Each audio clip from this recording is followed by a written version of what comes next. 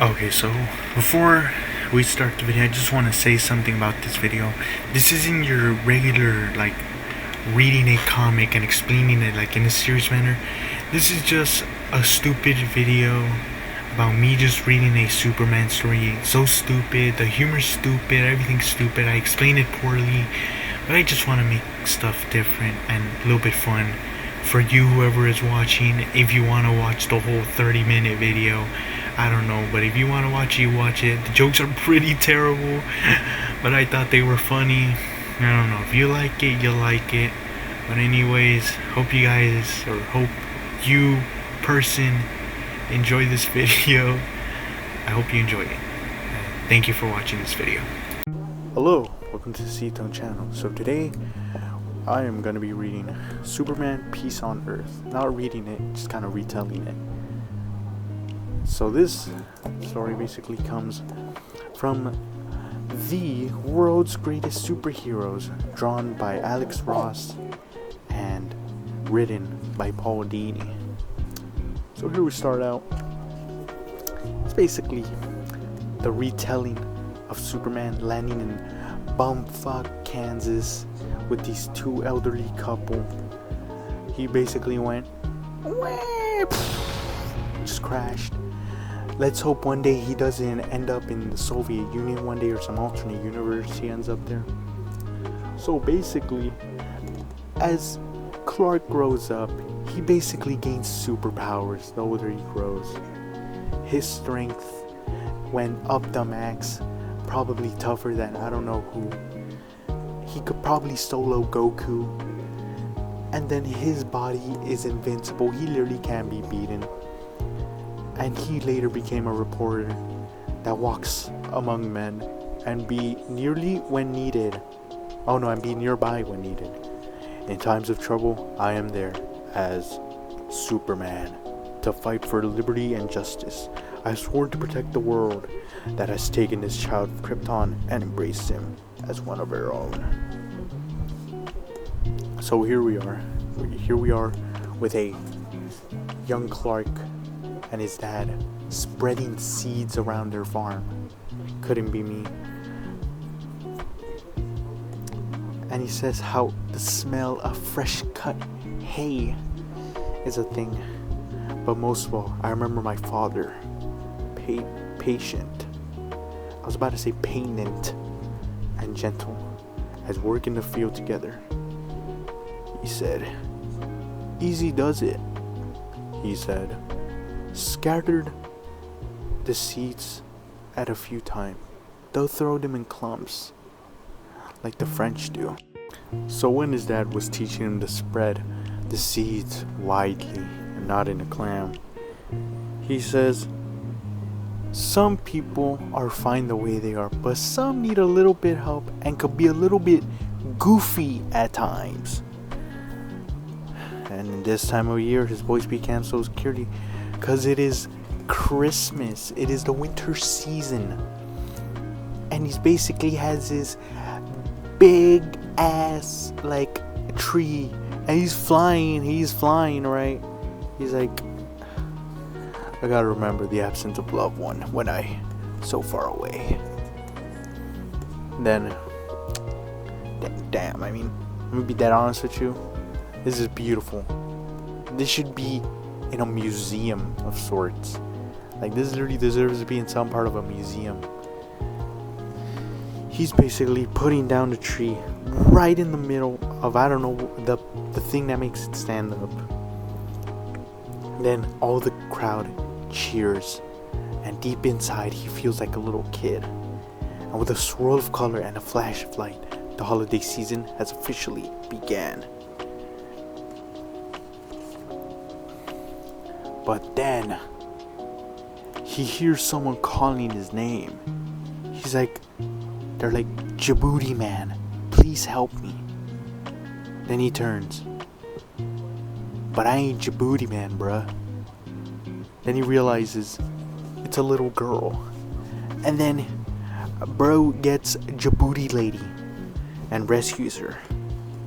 Well, it's actually a girl.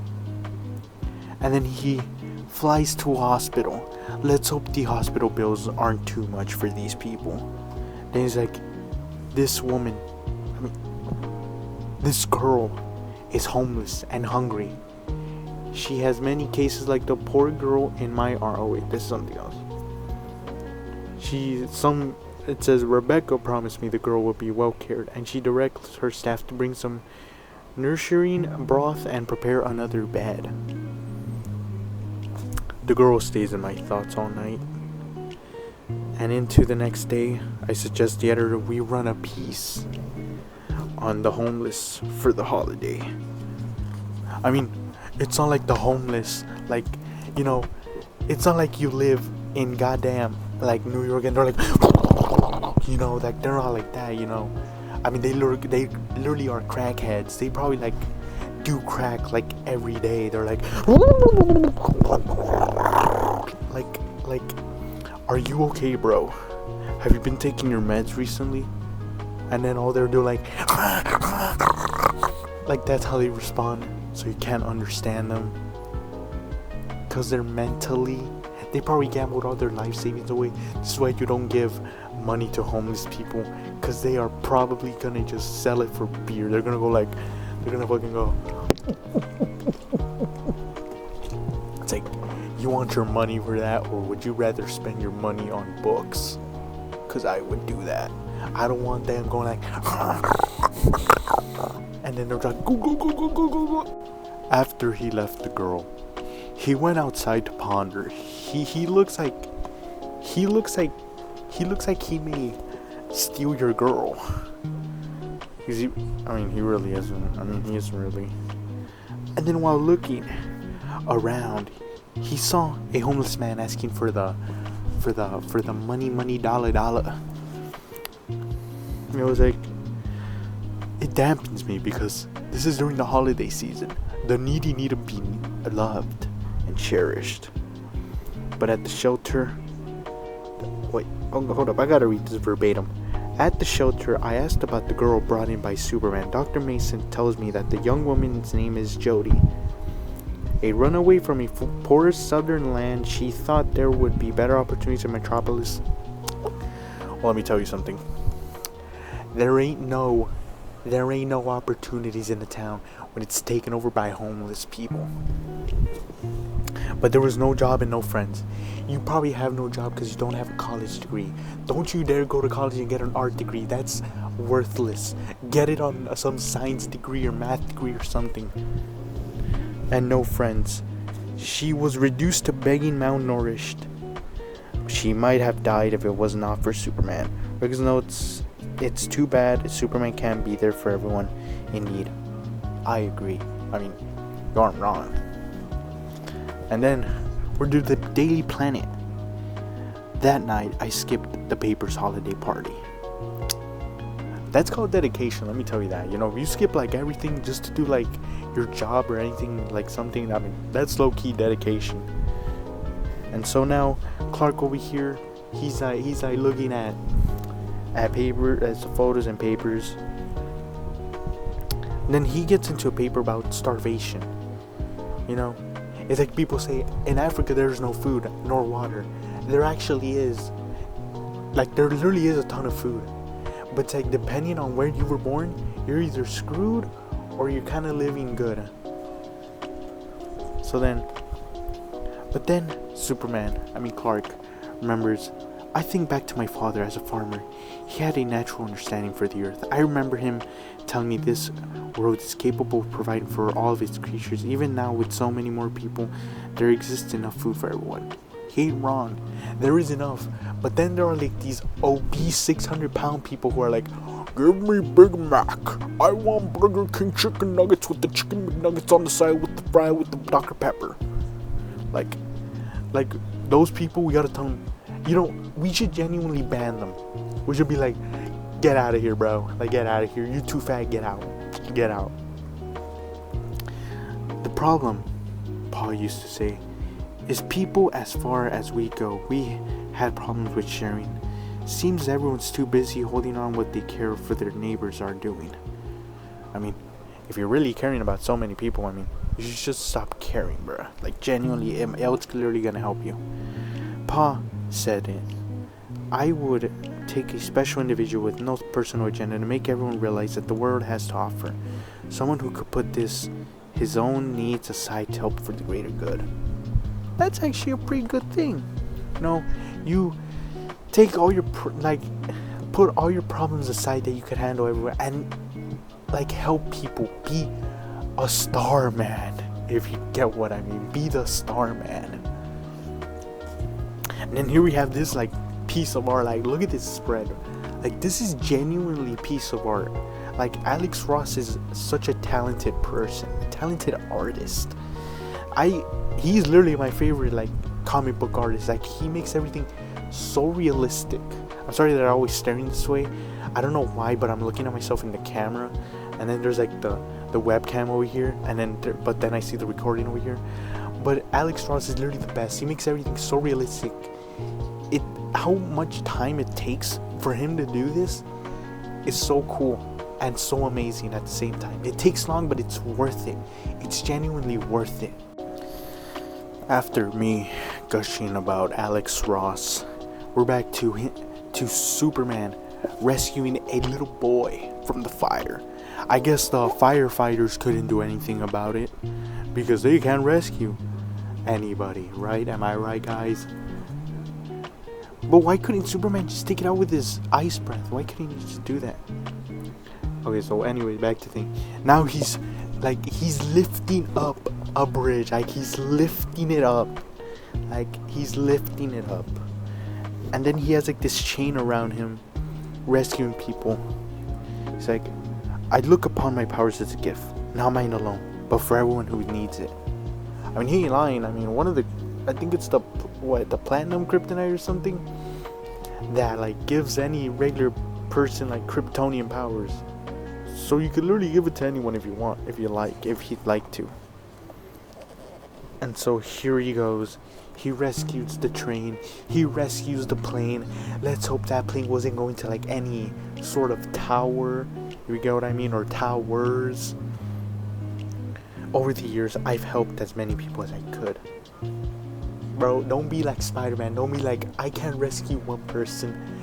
I am a failure. You gotta, sometimes as a hero or as a person, you're gonna fail. But you know what? Never back down. Never give up. That's what I go for. I live with no regrets. You gotta keep going because life ain't gonna wait for you.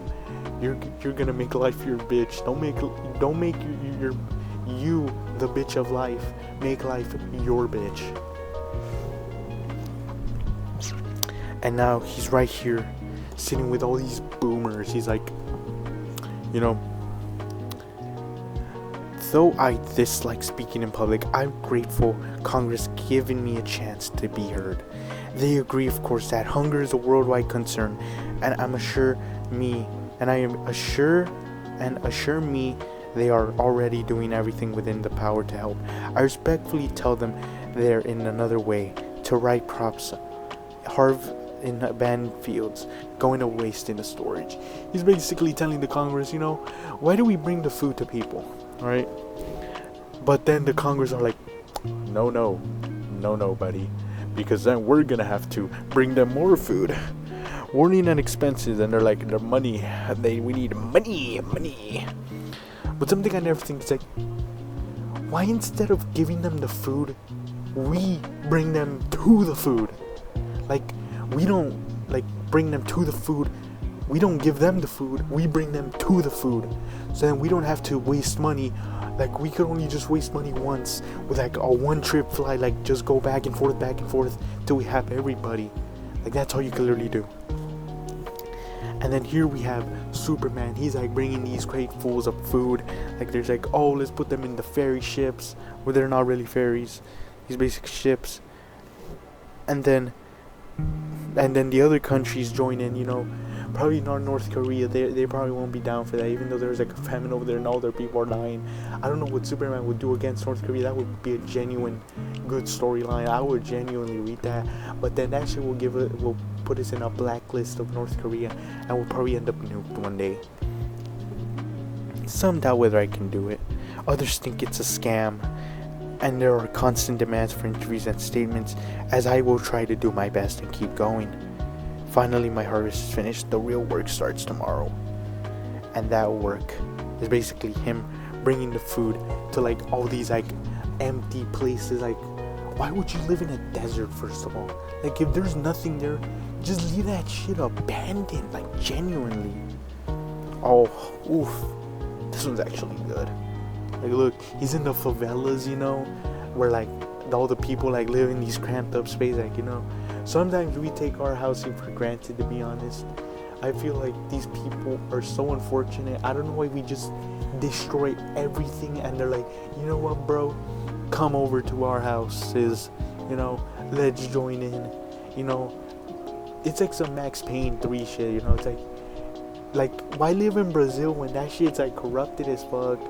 Like, I don't get it why people just don't leave their fucking country. I know you don't have enough money, but why don't you just walk? Just walk. It's like, if you're thirsty, just drink water. And here we are in the favelas, all these children wanting to be soccer, it's like these soccer superstars. And then here he is with his crate. And then here he has the most devious smile. He's like, I'm gonna go. But then here he is. But for today, at least, there will be that one person didn't look away. One person made the effort to act, and along with the day's food, gave him the reason to keep hoping, keep trying. With every minute, I feel more sure I have made the right decision. So after he gave all the food to the kids in the favelas in Brazil, or Rio de Janeiro, that sounds so bad, Rio de Janeiro, I don't know how to say that. Then he brings it to a war-torn European country. What could it be? I don't know. He just brought like, I want to say like, what, 30 crates of food? I want to say that's 30 crates. It's like, their families destroyed, their children crippled by landmines, and a bloody conflict dragged on without no resolution. They come up slowly to take the food, and then move back, pale and silent as ghosts. Only one little boy speaks. He looks at what I've given him, then at me, and asks, will you come back tomorrow? I look away. That is a genuine thing. And then here he is bringing like this Titanic looking ass like ship to the, what, Chinese? I think they're Chinese. They look Chinese to me, for obvious reasons. I fly as fast as I can, crossing over the globe many times in order. How does he keep track of the food? Like, is that food like genuine, like so strapped to the bone that it won't fall off, or does he fly very slowly to it? Then after that, he went to, what is this? I want to say Africa. I mean, there's elephant. That's probably in Africa. By midday, I returned to Africa. He did go to Africa, I guess, right? Determined to reach every remote village and settlement. You know, one thing I don't understand, why do all the African like villages, why don't they just come as one? You know, put aside your differences and like work together for a better future, for the better of mankind. Come together, create this colony for where people can be safe. Children, the future can improve, and by improvement, you can live better lives. Like, genuinely just do that. Like, just put your differences aside. It's like, wars happen because just some old guy's like, I hate American. I don't want that. I want my team back. News of my visit has spread, and many, fearing they will be left out, has arrived in droves. They swarm into villages, some crowd into rusting vehicles, and others a trip on foot. So many moving in the dry land, I have to be on alert. Be potential danger. Like there is bushfire feigned by the hot wind. It will reach the villages within minutes. Let's see if he uses his ice breathing. And looks like he doesn't. He just zooms ahead with all the animals just like, roar. I am not about to let that happen. Trenches start, the creatures have turned away. Let's hope Superman doesn't create another Noah's Ark, because look at those animals. I mean, let's hope he doesn't create another Noah's Ark. However, some of the bigger ones need additional persuasion. I go as fast as I dare, careful to keep the animals from hurting the villages of themselves. A water sprout spun from a nearby lake to put out the fire. You know, that water could have not been used if you just used your ice breath, Superman. Like, come on. You forgot about your ice breath, Superman. And then, is this Vietnam? Is this Nam? I don't know. This looks like Nam to me. Let's hope the trees don't talk. Or, wait, who are the good... I think the soldiers are the good guys? Actually, no, never mind. They just started aiming their Galils from Black Ops. Like, just aiming at... You know, that's a war crime. Killing civilians is a war crime. He puts a grand show on welcome, thanking me on behalf of the grateful people. Truly, he cheers. We are blessed among those Superman has favored this day. His face, a mask of goodwill. The depost says he stands and ready to assist me. In fact, he smiles. There's no reason for you to waste your precious time in our humble land. My troops and I are distributing the food. I know this man to be a liar and a thief. Of course, you never can trust a general from a foreign land you don't know. Of course, that is true. You can't trust them. If you don't understand their language, you can't trust them. He built his regime on... Okay, I can't say that word. It starts with a T and something from sissy backwards. Squandered his country's resources and kept his people frightened and poor. If I give him this food, he will keep it or resell it. Either way, he will profit from the people he starve. As respectfully I can, I request permission to hand out the food myself. The despot's only answer is grinning and nodding, and soldiers' instinct rifles are cocked and aimed. They're about to go like... They were about to do that. You know, you don't want that to happen. For obvious reasons, that would be a war crime. But Superman, he said, Posit tells me a taller man, but my attitudes verge on a vagrant. Yeah, that's vagrant. So for his authority and his country's law. Those smirking lips assure me that he will be my fault if he forces initiate martial law. I let him his peace. Then I call his bluff. And then, you know, the soldiers, they go, but then Superman just swoops in. He's like, sup? And then he goes, and then he melts all their weapons, and he looked like some turd after Taco Bell, like after Chipotle or some shit like that. It's like, ooh, like, oh, that was disgusting. I pardon that. Then afterwards, he ends up in I don't even know where this is. I want to say this is like some European ass country, but I don't know. So then he arrives all the food. There's people. Okay. Yeah, they're like right there. They're looking. They're like, who is this man bringing us food? Can we trust him? Even the rats get to eat, bro. Like, these rats aren't in heaven compared to the ones in New York.